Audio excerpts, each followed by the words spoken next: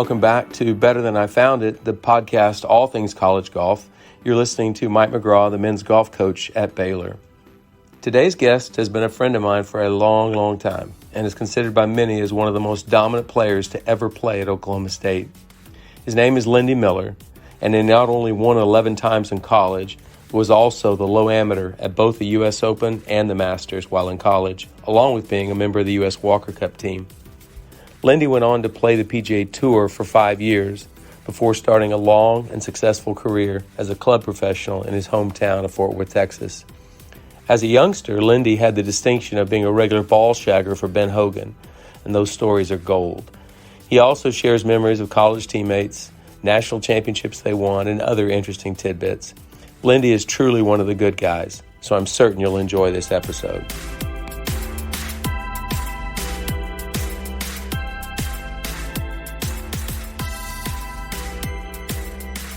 Welcome back to another episode of Better Than I Found It. My guest today is former Oklahoma State golf All-American, Lindy Miller. Lindy, welcome to the podcast. Thanks so much for joining me. Thank you. I'm glad to be with you.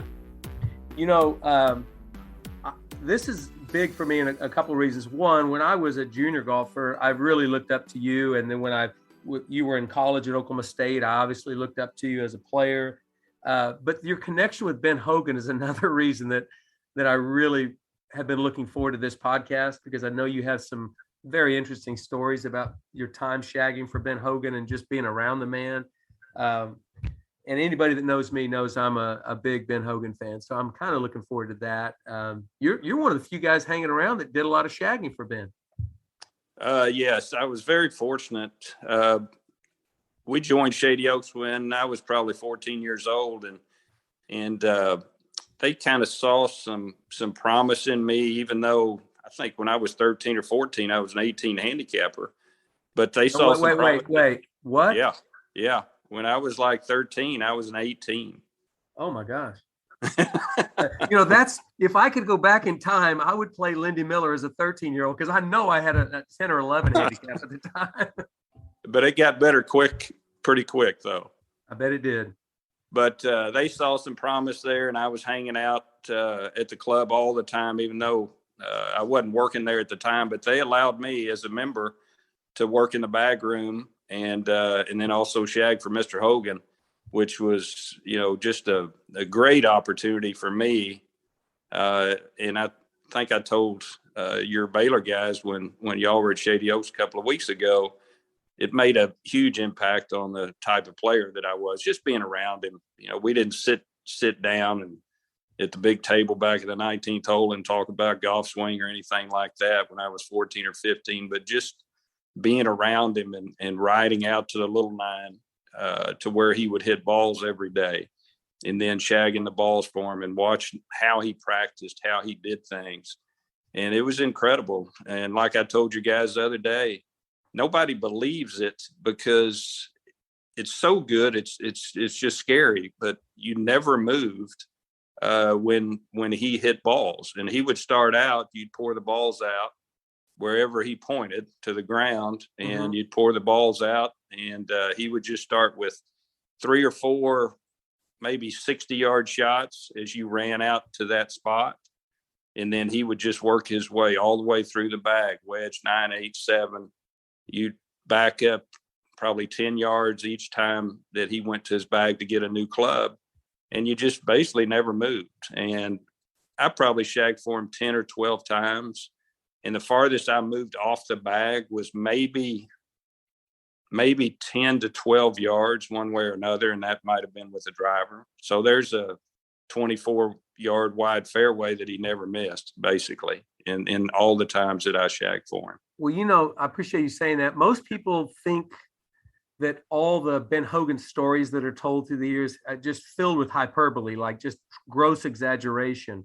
And it would sound like that when people say it, like you tell the story never more than 10 or 12 yards off with a driver. How could this be, especially with persimmon woods and a Bellata golf ball and any wind blowing at all? I don't think the kids realize how good a ball striker he was, and they don't even know it.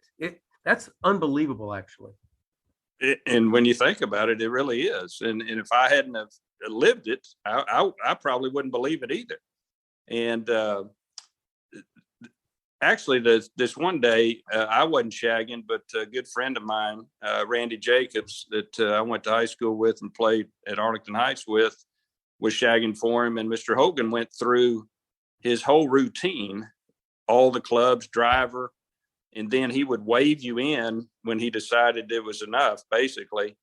And he would hit to one of the greens on the little nine. He might hit 3 or 4 little wedges, probably 60-yard wedges, maybe 5 of them. But as Randy was running back to that green from where he was hitting drivers, he had already hit 5 balls. And Randy tells the story great because he lived it too. And that shot 60 or 70 yards. By the time Randy had gotten there, he had made 2 of them. 2 of them were like a foot, and one of them was like 3 foot from the hole. And he told Mr. Hogan that when he got back, and he just kind of shrugged of, that's the way it's supposed to happen. Well, he was so accurate. Some people said, well, how come you didn't just hole out every shot? He said, you don't want to hit the flag stick. It can go off the green if you hit the flag stick. You got to aim away from the flag a little bit. Yeah, and you wouldn't even think there's any truth to that, other than there may have been truth to that. I mean, it was uncanny. And I would also caddy for him 9 holes. He would hit 3 balls, and it was like the easiest 9 holes ever. I mean, I've tried to play worst ball and things like that with 3 balls, and it's a chore. But Mr. Hogan, you could do worst ball with 3 balls, and you would never walk anywhere but down the middle of the fairway and right to the green into the next hole. I mean, it was amazing. But that was fun to watch that too, and how he went through routines and things like that on the golf course. And you think about a 14 or 15-year-old being out there with Ben Hogan, just you two, and playing 9 holes and being right there with him. That's a pretty fortunate deal for me. Well, I'm glad you said that, because that leads to my next question. Young players constantly, they always ask me as a college coach, and, oh, you've coached these All-Americans, or you guys have been on the tour. I mean, what did you learn? I mean, how do I learn from these players? So it's obvious you had some pretty keen observational skills, and you may not even have known at the time, but talk about what you saw actually translated into how you became a player. I mean, what did you glean from that? How did you get better because you watched a great player? Well, I don't know that I recognized what I was seeing, but I think just the demeanor and how he went about preparing to hit each shot, not so much the swing, at 14 or 15. And I was a very natural player anyway, and not a lot of technique. So there really wasn't a lot of technique involved, but I just watched how he thought, how he kept the same demeanor all the way through each shot that he played, whether it was from 150 yards or a putt or whatever it was. He was so even keeled. And I do think that helped me a lot to kind of get ahead of kids my age, 14, 15, 16, that would have, basically a tumultuous birdie, bogey, and their emotions would go up and down, left and right. And I really think that helped me too. Now, he wasn't hitting bad shots. It wasn't like he was hitting shots at a bunker and he had to stay even keel, but I was really watching, I think, more than anything, how he stayed even keeled all the way through every shot for those 9 holes or whenever he was hitting shots and playing golf. I don't think people really realize that you were seeing him basically in his late 50s. So he was well past his prime. He was an older man, but arguably still one of the best ball strikers in the world. His putting had left him at that point, but he truly was still at that age the best ball striker in the world. I mean, well, it's the best I've ever seen. And I played with Jack, and I played with Trevino. Trevino would be the second best, in my opinion, that I was ever around. But Mr. Hogan, And I know it was, later on, like you say, late 50s, maybe even 60 years old. And he is the best, with Trevino being, I guess, maybe a close second, but maybe not a close second. But, Lee had control of his ball, his flight, trajectories like no other that I'd ever seen other than Ben Hogan. Well, people always ask me the question, you're such a traditionalist, Ben Hogan being your favorite player as a kid. He would turn over in his grave if he saw these people using TrackMan. And I said, well, I don't really think so. He was a human TrackMan, for one, but I also think he would have used it if he thought it would give him an advantage. Don't you? I mean, what do you think about Hogan and a TrackMan? There is no question he would love the technology of today. Now, he was so far ahead, his mind, of thinking about things like that. Gene Sheely, who was the master club designer at the Ben Hogan Company, he and Mr. Hogan were very close. And Gene would make design machines that would, tell, Mr. Hogan what he was looking for. And on this particular instance, Mr. Hogan wanted to look at his trajectories.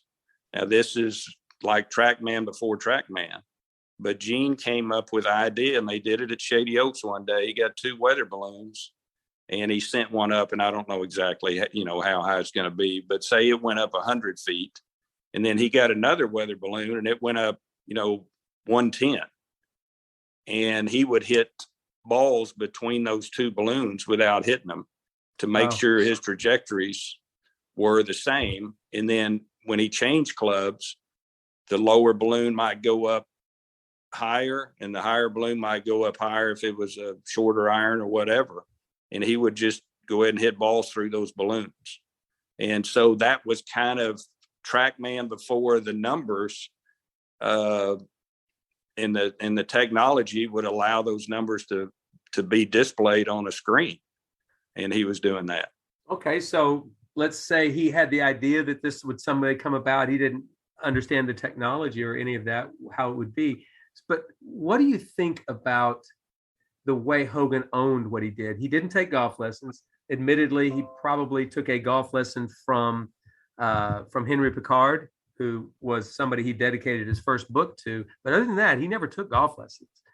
So, and I'm not proposing or a proponent that you should do no instruction. That's not it at all. I realize instruction is a very valuable part of it. What do you think Hogan today would give advice to kids when they all come to him and say, you know what, I just saw my instructor last week and he told me this, this, and this. What would Hogan's advice be to a young 14-year-old about how you take instruction? What do you do?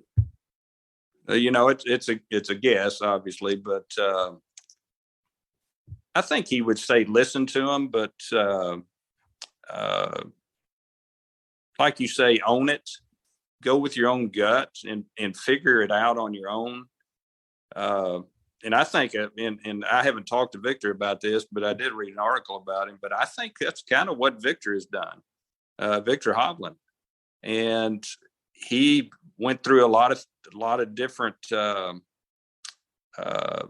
people that he talked to about the golf swing, and then he just kind of figured out what was best on his own. And I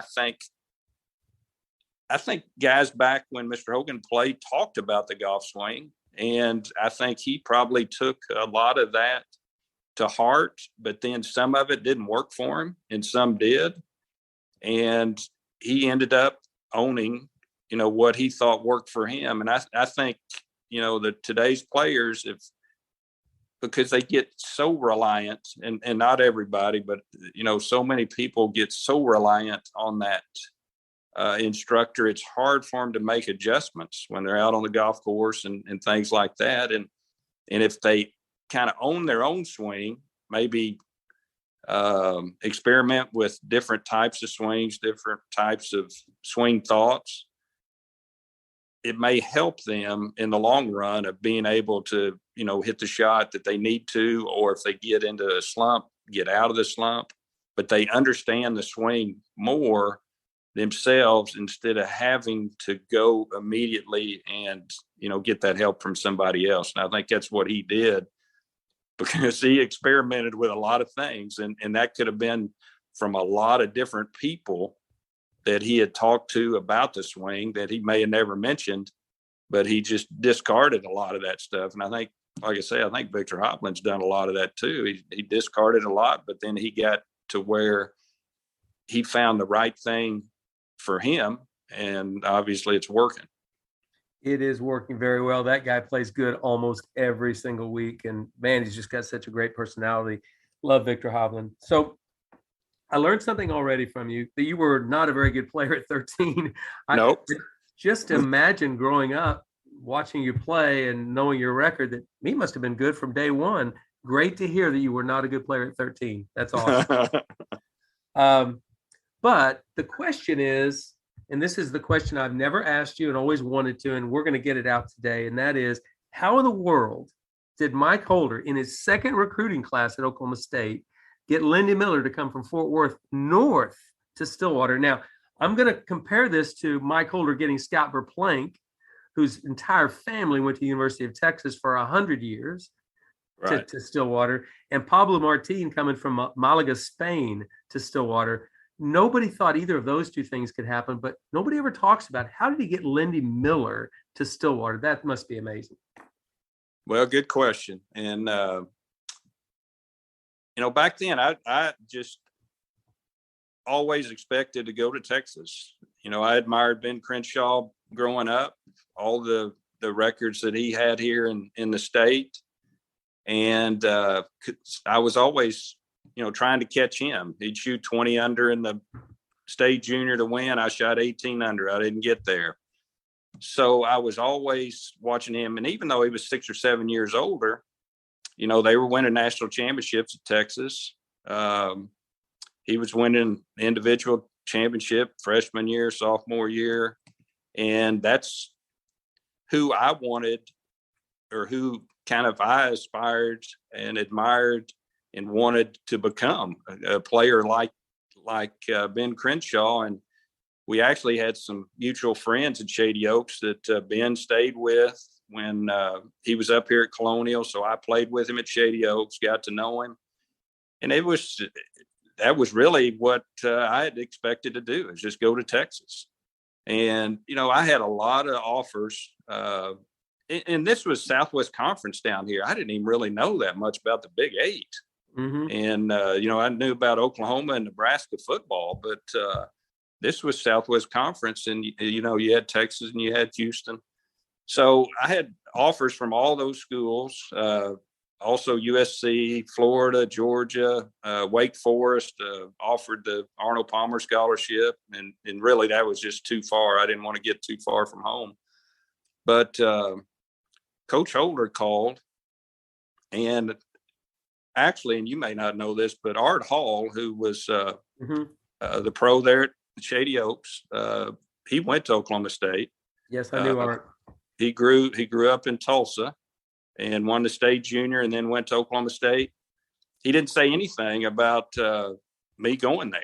Once I kind of got through, my sophomore, junior year, and people were starting to look at me. And it's interesting, but all of this happened.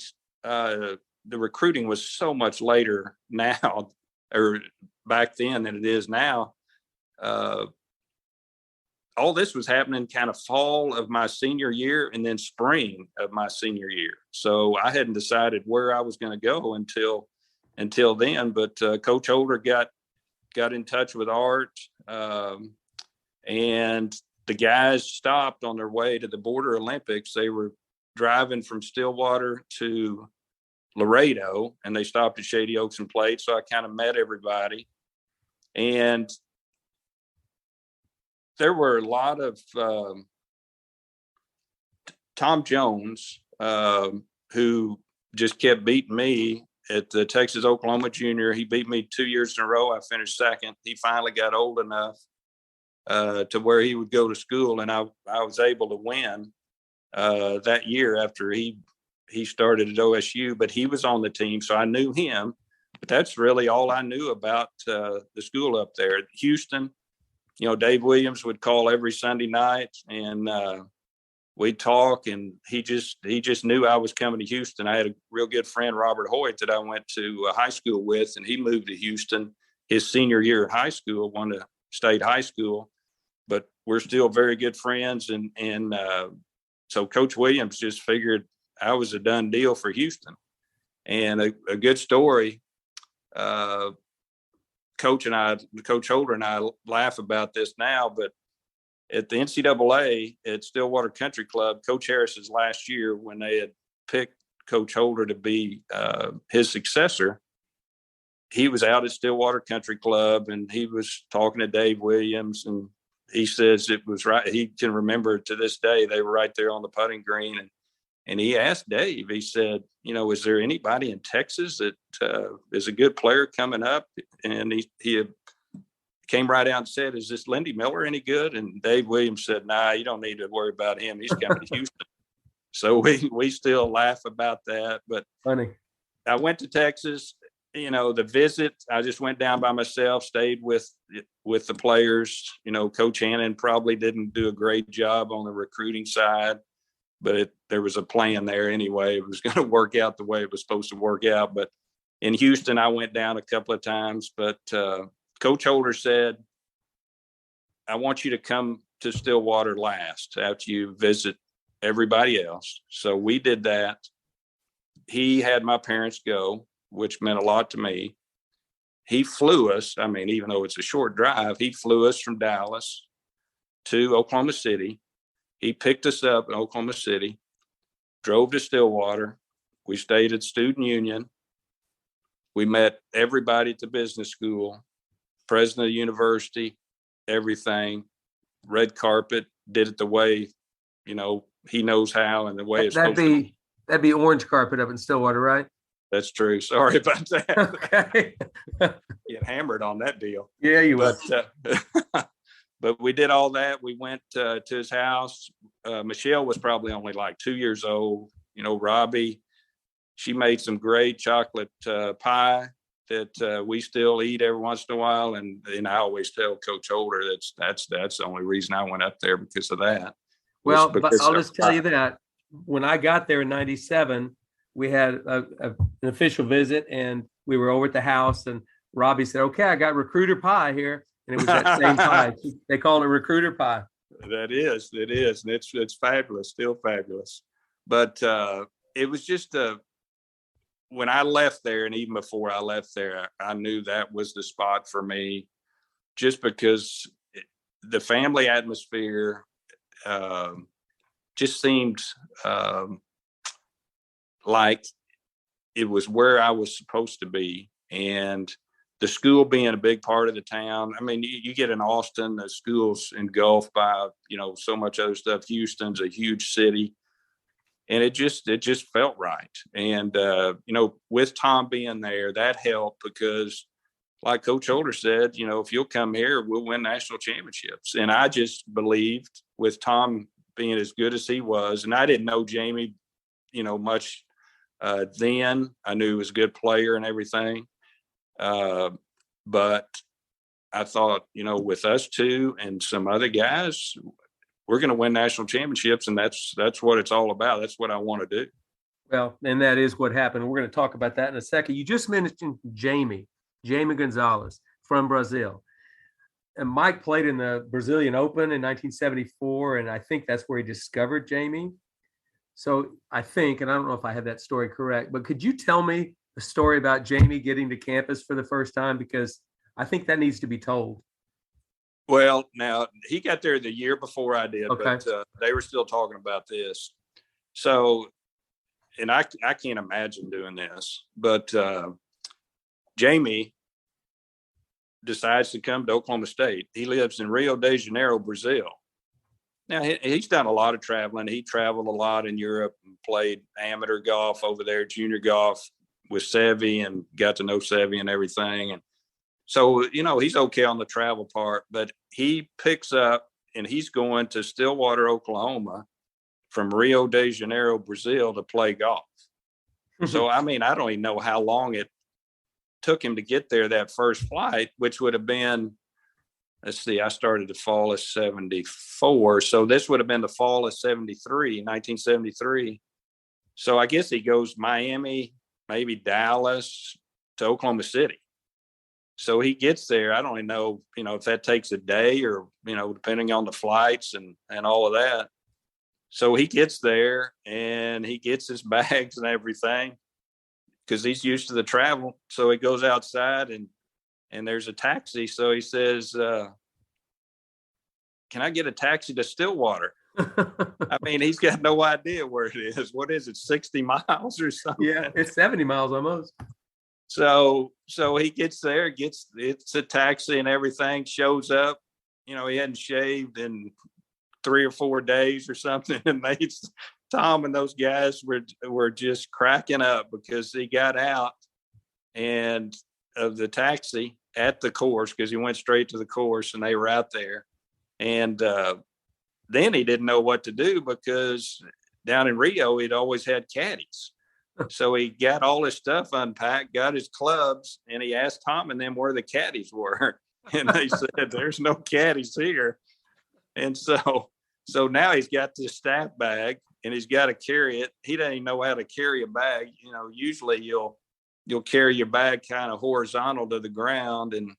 And Jamie started out with the handle of the bag, just carrying it with one hand. And then finally used the strap, but he had the bag vertical to the ground, so it had to be so heavy.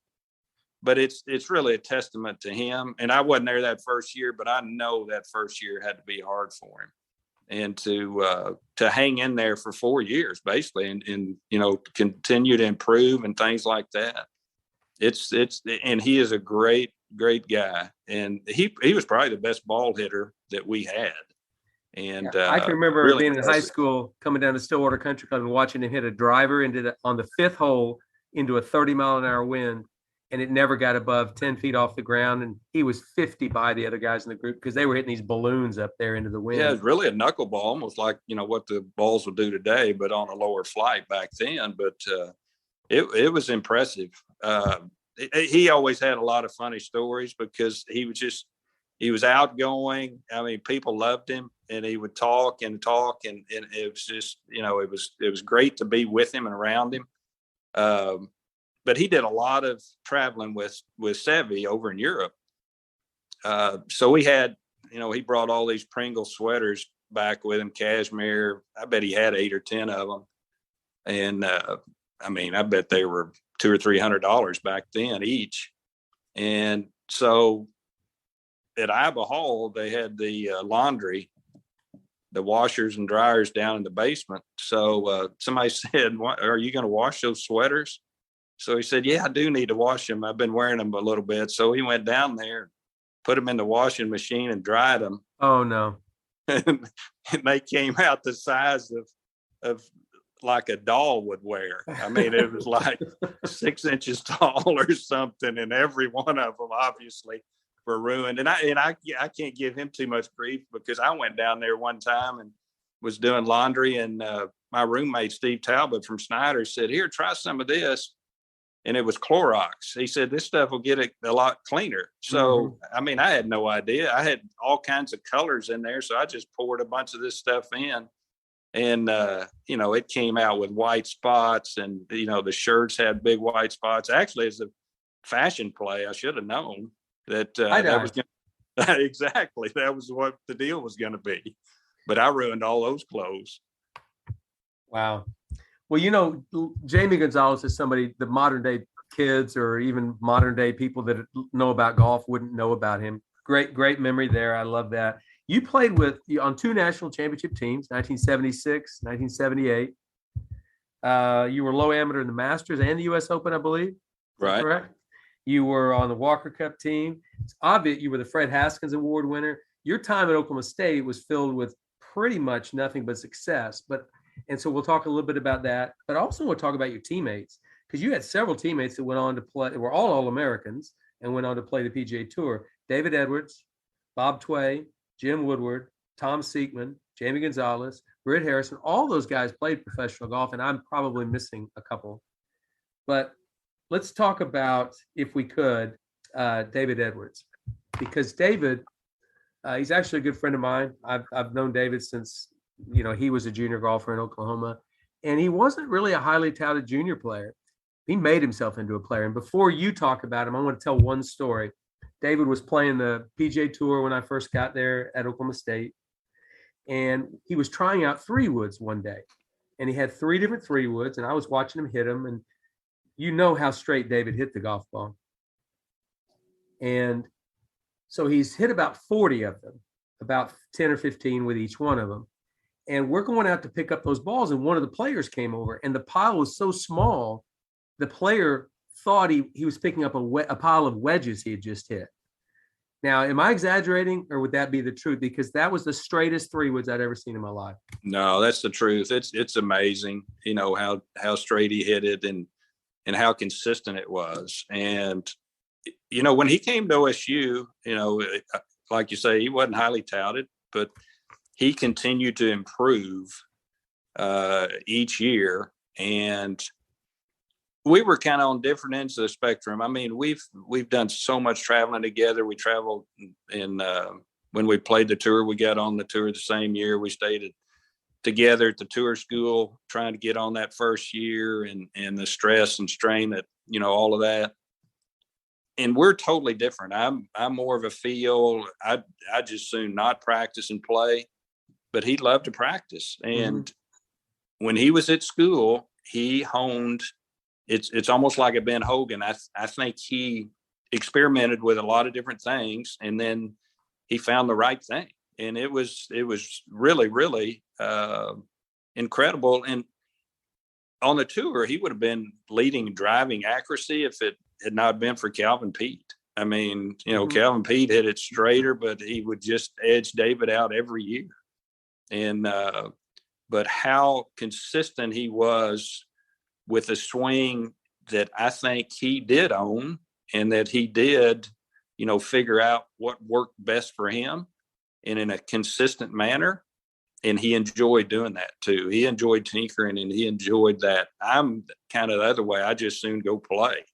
And now back then I had to practice some, because if I wasn't playing good, I needed to do something different. But, we were so different in that respect, but he just continued to get better. He was on the first national championship team when we won at Albuquerque. And then the next year, I think he finished maybe top 5 individually. And then he won when we won at Eugene. And then he got right on the tour and just, continued to keep getting better. And what's really impressive, and it's because of the ball hitting, I believe, the places he won on tour. Riviera's won, Muirfield Village, the Memorial.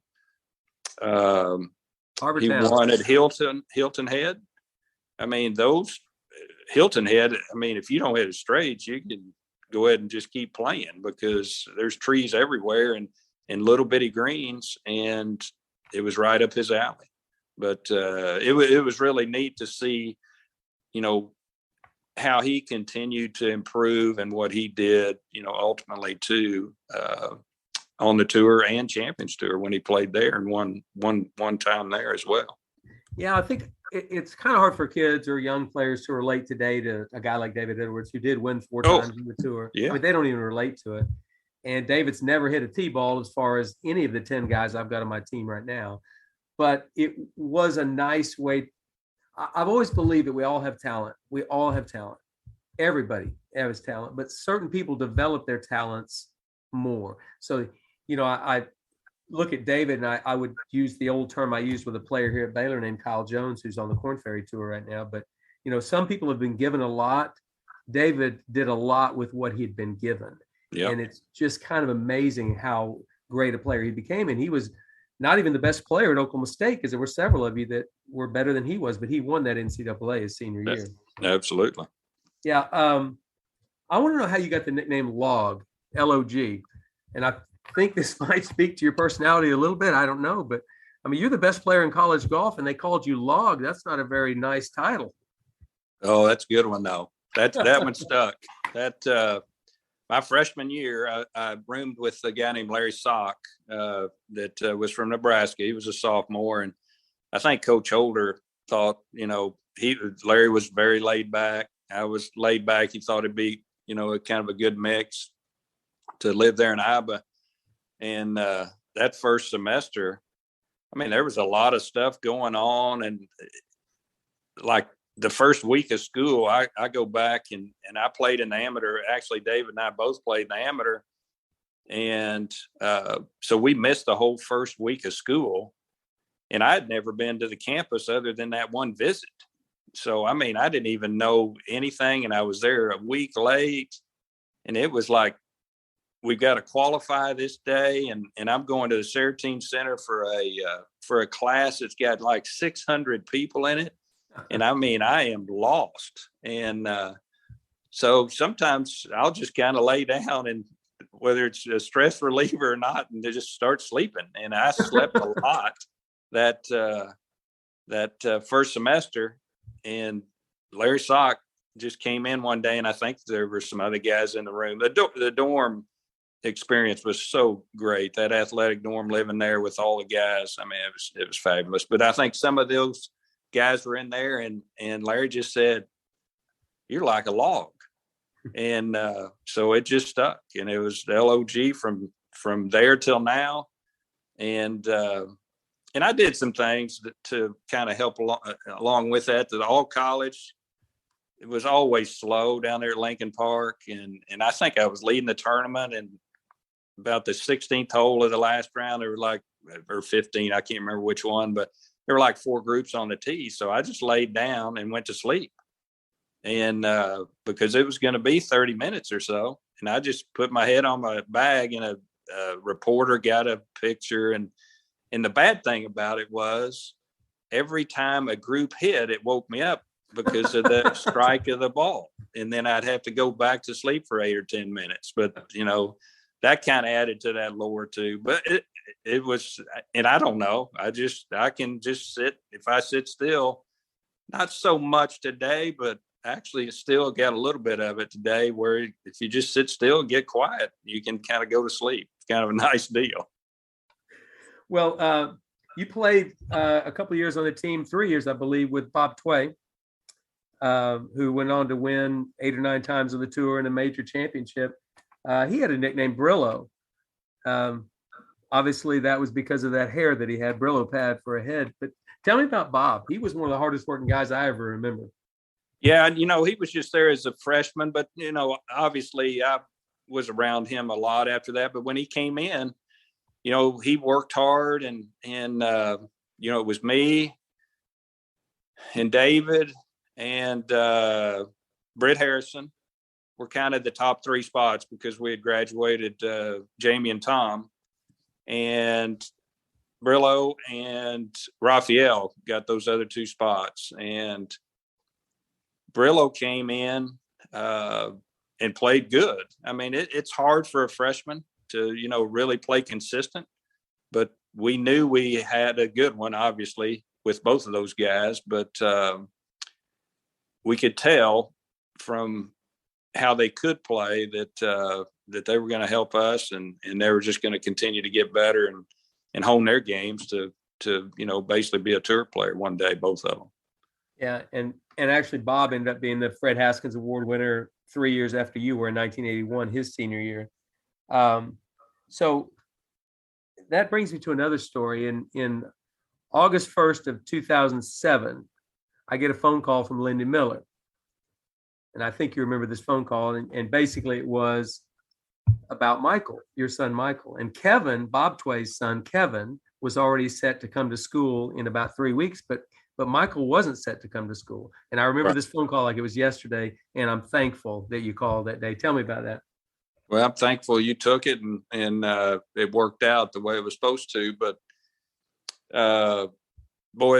is obviously last minute, because it was only a couple of weeks before school was start. But we thought he was going to go to Arkansas, and he had really played good his last couple of years in high school, and won the region one year for Alito here in Texas. And then they beat Highland Park in the state championship, and he finished maybe top 5. And in the state. And, he really played good. We thought he was going to go to Arkansas, and it didn't work out last minute. And I called you and said, is there a place for him? And Michael was sitting there with me when I was talking to you. And thankfully, you guys said, yeah, and we'd love to have him. And I know that's where he was supposed to be. And I really think he wanted to be there even before the Arkansas deal, but it just seemed like a big ask, basically, and it really wasn't. I should have thought about it even before then, but it was where he was supposed to be. And with Ricky coming in and with Kevin being there, I know he was so happy to be a part of that team and be a part of that program. And he admires you, respects you, and Coach Holder as well. And just it turned out so good, and it was allowed me to spend a lot more time up there and with him, and just so many good things came up of that. But it really was something that he loved and enjoyed, and really made a difference. I believe positive difference in his life. Well, I believe the same, and I'm thankful you called. And by the way, I didn't hesitate, and to this day, I didn't even know until you just told me that Michael was listening in on the phone conversation. I thought it was just you. I didn't even know that, but I didn't hesitate 1 second. I thought, if probably the best player to ever play in college for Oklahoma State wants to request that his son come here, and then Michael was a good player. By the way, you failed to mention he played in the U.S. Junior as well, right? So it's not like he didn't have a good little career. He was playing fine. And Michael was an amazing, amazing addition to the team. It wasn't so much in the competitive, because he didn't play on the varsity much, but it was the way he held those guys together. If you think about it, we had Ricky Fowler, Kevin Tway, Morgan Hoffman, Peter Uline in his time there, and Taylor Gooch, who ended up playing the tour. That's a lot of personalities, and strong personalities, and big egos, and just strong guys to come in. And Michael had the most amazing way of melting all that together. He was like glue, and everybody just felt. And he worked just as hard as anybody, practiced, played, trained, went to workouts. Michael did everything anybody else did. And honestly, I look back on it and think that's one of the best decisions I've ever made. Well, that's great to hear. I know he's a great young man. Yeah, he really is, and he's a great father too. I mean, you've got 2 grandkids. He right is. there. Yeah, absolutely. He's got Leighton that's 4. He and his wife Brianna got Leighton that's 4, and then Maddox that's 1. So got a couple of grandkids there, and then Matthew, my oldest, has he and Whitney have got one little boy that's 2, Evan. So Michael's already talking about Maddox coming up there and playing, and Matthew's already talking about Evan coming up there and playing. So it'll be interesting to see. Well, that's great. Well, the history that you've had for me have both been interesting, with Ben Hogan, with Oklahoma State, and then I get to coach your son. It was pretty amazing. But I'm going to ask a question. The Ben Hogan Foundation. I don't know that many people know about it. I'd like for you to talk about the Ben Hogan Foundation, because I know you're a big part of that. Well, it's just something that was started to further his legacy, and a lot of people think of him as obviously a great player and things like that, but he had so many other things that he loved and he respected, and the military and just hard work ethic and golf and the golf and what it meant to him and his life. And I think there's an interview with Ken Venturi of saying, I just want to give back to what golf has given me. And that's kind of what we've done with the Ben Hogan Foundation, of just preserving that legacy. And we do a big deal at Fort Hood for the soldiers each year. Great thing. The soldiers love it. Go down there and put on a golf tournament for them and just make them king for a day because of, everything obviously that they do for us. And we've really gotten involved with the first tee of Fort Worth, but other first tees as well. And there's now 2 Ben Hogan Learning Centers, one at Rockwood here in Fort Worth, and then one at Squaw Creek, which is just west of here between here and Weatherford. And it's just a learning center that the first tee kids can go to and have classrooms, and then they do their programming out of there. And just in Fort Worth, the first tee here has grown. It's got 30,000 kids, something like that. First tee, Squaw Creek's probably got 2,000. And it just continues to get his name out there. You know, as well as I do, the longer things, go, people kind of start forgetting. And, things like that, we may end up in, another city, maybe in Colorado, maybe in Michigan, around Oakland Hills. I mean, there's always discussions about that, but it's been great to have those learning centers. The kids continue to learn about, he had a tough life coming up, and these first tee kids, a lot of them have the same thing. And it's great for them to go in a place that's named after him, to where they can see what he went through and what he did to succeed. First tee is a great deal. I mean, the golf part, that's great, but what they're learning with the life lessons, it's just amazing to see these kids. And I always tell people, I can go to and it may not be an AJGA event, because you may not have a bunch of first tee kids in that, but I can go to an event in a town, and I can look at 80 kids for probably 10 minutes, and I can tell you which ones have been through the first tee just by the way they carry themselves. And it's just been fantastic. And the Ben Hogan Foundation has done a lot of that. They've done a lot of scholarships for people that have persevered through injuries. And I've read some of these.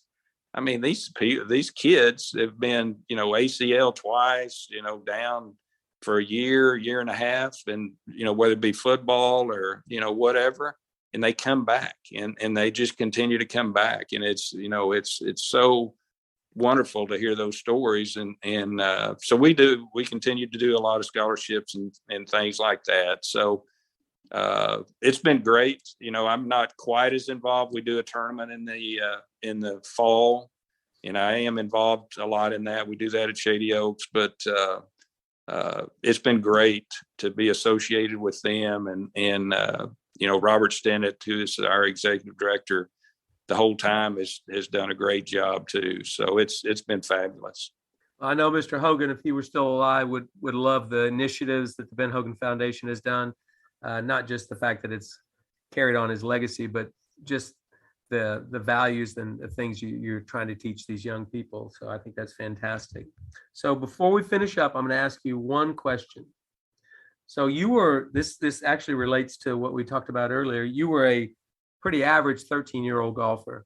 Right. So what would you say to a 13-year-old if you had one or two bits of advice and we've kind of hit on a little bit of this before, but what would your best piece of advice for a 13-year-old be who wants to play college golf and beyond? You were an All-American and you played the PGA Tour. What would you love to have heard that you know now at age 13? Boy, that's a good one. I'd say for anybody starting out, I mean, chip and putt. Learn how to chip and putt and to have a short game. I see so many kids, because the equipment and everything and how far it goes, just try to hit it a long way. And you can't hardly play without chipping and putting and having a short game. And I'm talking about it at a high level. But just think about it as a marathon and not a race. It's not going to happen overnight. Everybody's going to be on a little bit different timetable, but continue to improve, continue to work on things that'll make you better over time, and don't think it's got to happen overnight. And love what you're doing. I mean, if I didn't love what I was doing back then, I wouldn't have turned into the player that I did. And love what you're doing. And that's another thing that just really impressed me about Victor Hovland. He loves to play. I mean, he may be playing in Stillwater today after, the Players last week. He may be playing with the guys up there and just love what you're doing, because that makes a huge difference. Now, that's hard to say. How do you do that? How do you love something? Well, a lot of it just kind of comes naturally, but love the process of improving, and you'll get better, and love being out there, and love the competition. And a lot of that is, I think, you're born with, but the work ethic, I think, and the desire to improve your game each and every day, you can work on that. And I think that's a big part of it. Really good advice that you've given. That was about 4 or 5 things, which was great. And one of the things you said in there was the patience. It's not going to happen overnight. My assistant Mikkel gave me a quote. It was from a runner here recently that I really loved, and I wrote this down. It says, "We live in a microwave world, while the game of running is a turkey bake-off." but the truth is, right, everybody wants it now, and sometimes it takes a little longer to actually happen in golf. So you got good pretty quick, but you weren't good when you started. So right, that's important. That's great advice that you give to young players. So, well, Lindy, thank you so much for spending time today. I love these stories. They were great. And you're still one of my all-time favorite amateur golfers that I've ever seen. So thank you for joining us today. Well, thank you. Thank you for everything y'all do too.